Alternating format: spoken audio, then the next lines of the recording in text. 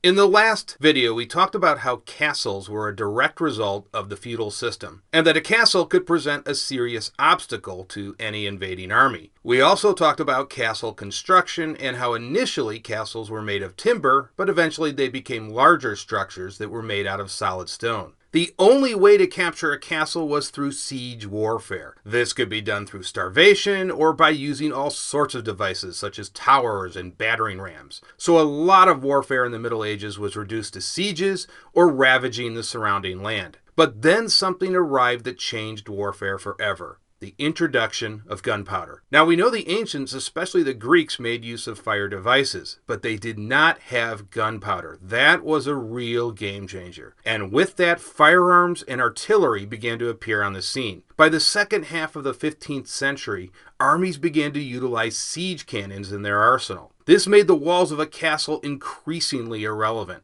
Siege cannons could rip right through a defensive wall. Machiavelli wrote, "There is no wall, whatever its thickness, that artillery will not destroy in only a few days." The Mons Meg is an excellent example of an early siege cannon. It was built in 1449 and was deployed in several sieges. The cannon was 20 inches in diameter. Can you imagine that? Usually we talk about armaments in terms of millimeters. These first siege cannons fired stone balls. Later they were made of iron. Each stone ball weighed about 400 pounds. And so the Mons Meg could actually only be fired a few times a day due to the tremendous heat generated by the powder charge. The advent of gunpowder also added another dimension to warfare. Army commanders had to think about where to store their munitions. Supply depots became very important to an army, and protecting munitions was even more vital. In many later wars, we will see one side attempting to capture the other side's supply depots. But back to castles. Castles were not immediately made irrelevant,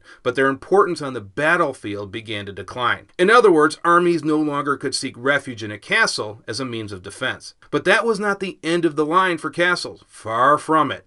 Actually, nobles began to pour more money into their castles, which operated more like palaces. And so palaces were a major status symbol for the royals. So once again, castles were more like castle palaces, if you want to think of it like that. And more they were used to symbolize the great wealth of a particular king or noble. And they also served as a retreat or functioned as the seat of government. We can best see the progression of feudal castle to palace in Sintra. Sintra is located in Portugal right outside of Lisbon. Sintra is on a mountain and is dotted with royal palaces, estates, castles. It is one of the more interesting places in Europe, and like I said, you can see many castles from many different time periods. I have been to Sintra 3 times and it really never gets old for me. So let's examine this place. Now if you look at the castle on the right, notice how much more defensive it looks. It has large and thick walls. This is the Castle of the Moors, which was constructed in the early Middle Ages. Now look at this nearby 15th century palace, which was built at the end of the Middle Ages. There is a much more open feel to it. This is the famous National Palace of Sintra,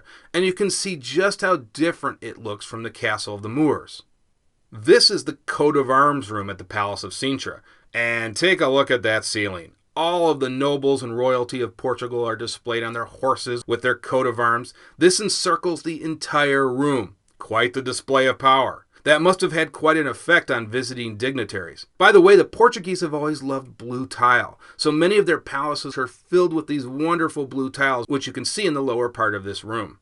Now take a look at these chimneys. They are connected to the palace kitchen. Yep, every palace needs a massive kitchen, right? Especially for those enormous feasts. This is the royal chapel. I mean, if you were the king or queen in your summer palace, do you really want to travel outside the palace to attend mass? Nah, that's just too much work. So the king and queen get their own private chapel inside their palace.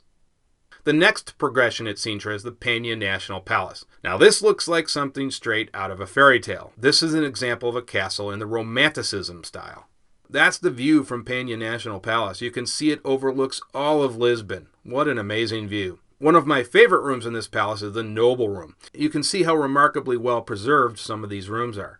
I really wish I could record some of my YouTube videos in this room. Oh well, I can only dream. Some of the richest kings in the Middle Ages and Renaissance were the French kings, and when you see their castles, it's easy to see why. This is Chenonceau, and well, I guess if you have that much money, why not build your castle over a river? Now, if you look at this castle, does this serve any useful purpose as a military installation? Not really. Why would you build it over a river when it could be attacked from both sides fairly easily? But as a symbol of power, for sure. By the way, Chenonceau and the next series of castles I'm going to show you are from the Loire Valley in France, and many of these castles are referred to as chateaux. So many of the French nobles built their chateaux in this region of France. In many cases, these were summer retreats. These palaces were not even their main residence. Pretty amazing. There were tremendous feasts and ceremonies held at some of these chateaux. The lord and lady usually were seated at a high table, and perhaps as many as 5 courses were served, with 15 dishes each. And the food itself would have been displayed in a spectacular fashion. Afterwards, the guests and nobles could venture out into their numerous gardens and fountains. What's the saying? It's good to be the king. By the way, this is a picture of the kitchen at Chenonceau. One of the largest chateaux in France is Chambord. No words really can describe this, just take a look at that. You think anyone today could build a roof like that? The King of France wanted the architect to bring Constantinople to France. This was the builder's attempt at that. I really don't want to know what the upkeep costs are. They call that millions, right?